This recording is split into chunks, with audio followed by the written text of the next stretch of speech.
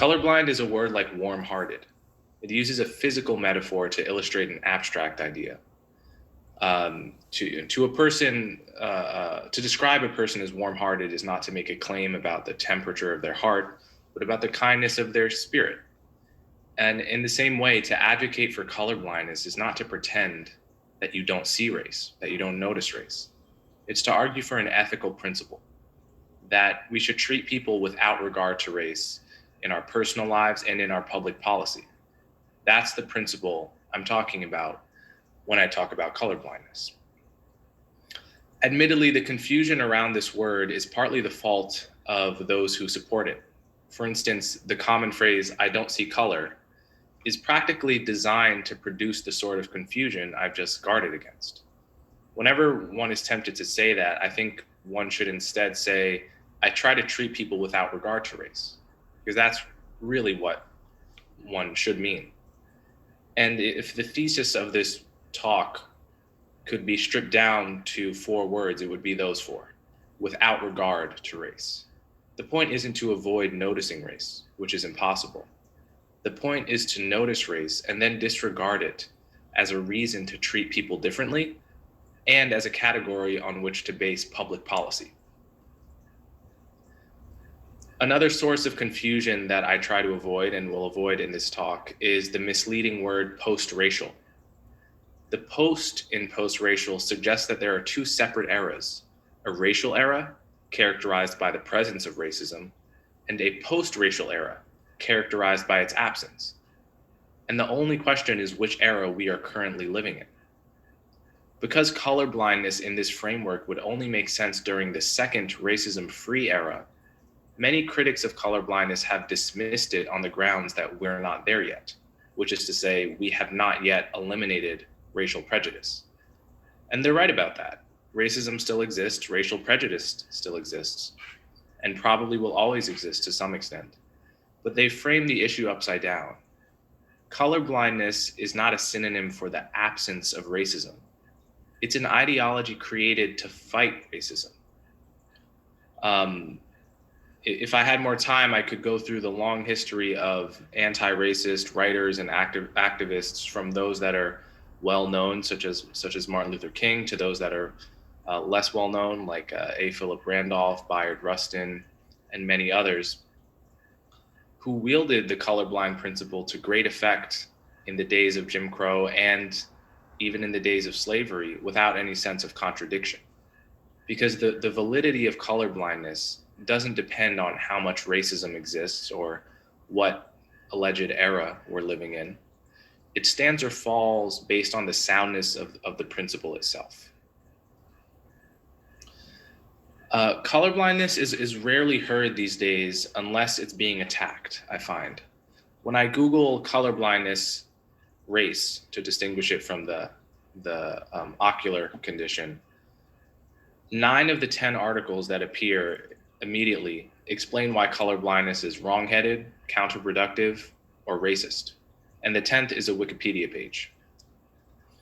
Public figures have learned the hard way that supporting colorblindness invites a wave of punishment in the public sphere. Consider, for example, Senator Bernie Sanders, who, when he announced his presidential bid in 2019, went on the radio and had the audacity to suggest that voters should choose candidates, and I quote, "not by the color of their skin, but by their abilities and what they stand for." This was in response to the criticism that he is a white male. So this was a classic expression of the colorblind principle, and to my ears, an expression of basic sanity, and years ago would have been lauded as a progressive statement.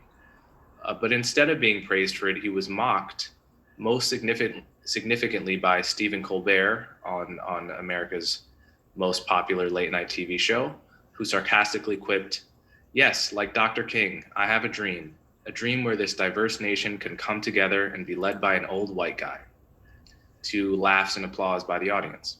Now, had Colbert read what Martin Luther King actually had to say on the subject of voting, he probably would have held his tongue. This is what Dr. King wrote in his final book, Where Do We Go From Here? The basic thing in determining the best candidate is not his color, but his integrity. Almost word for word what Bernie Sanders said. It's a curious feature of our national discourse that the resonance of Dr. King's message now depends entirely upon the identity of the messenger. In one study that has not yet been published, the behavioral scientist from Brown, Michael Bernstein, asked people to rate a quote squarely in the colorblind tradition on a racism scale from 1 to 5. And here's the quote: "Black supremacy is as dangerous as white supremacy, and God is not interested merely in the freedom of black men and brown men and yellow men. God is interested in the freedom of the whole human race." So one group in this study was told that the quote was by Dr. King, which is true, and the second group was told it was by Donald Trump. In the first group, roughly 2% of people said the quote was racist. In the second group, some 50% of people said the quote was racist. So when it comes to colorblindness, we've become very much in the habit of judging a statement not by the merits of the message, but by our estimation of the messenger. Yet even when the messenger is a complete unknown, it can still be dangerous to utter the word colorblind approvingly. Consider the case of the novelist Amelie Wen Zhao. Zhao was raised in China before immigrating to America as a young woman, and she had dreamed of writing young adult fiction since she was a child. In 2014, she formulated the idea for writing her first novel, which was to be based on the tale of Anastasia, and included a noble struggle against a brutal system of indentured servitude. And she hoped with this novel to draw attention to the real issue of human trafficking, especially as it existed in her home country of China. In a saner world, you might imagine this book would have been celebrated, but in ours, it was denounced. The reason is that in describing the system of indentured servitude she portrayed in her novel, she had unwittingly committed the sin of colorblindness. The blurb for her book began like so: "In a world where the princess is the monster, oppression is blind to skin color, and good and evil exists in shades of gray, comes blah, blah, blah, Blood Heir, the book." So the idea that non-racial oppression might exist, even hypothetically, in a book, offended the online fiction community, and overwhelmed by the criticism she received for everything from white supremacy to the lesser but still damning charge of tone deafness, she canceled the publication of her novel until further notice. So if you're just scanning the internet, or if you're on a college campus or in corporate America, it would appear that virtually everyone has unanimously rejected colorblindness as a backwards value, old-fashioned, out of date, a way of maintaining the white supremacist status quo.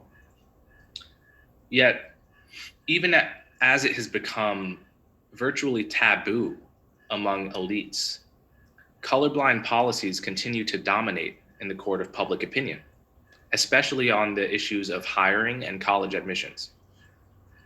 So in 2019, the Pew Research Center asked people whether employers should only take a person's qualifications into account, even if it results in less racial diversity. And 74% of Americans agreed with that statement. And not only did a majority of Americans as a whole agree with this statement of colorblind hiring even at the expense of diversity, a majority of each individual racial group, whites, blacks, and Hispanics, also agreed with this message. This roughly the same percentage agreed that colleges, quote, should not consider race in admissions.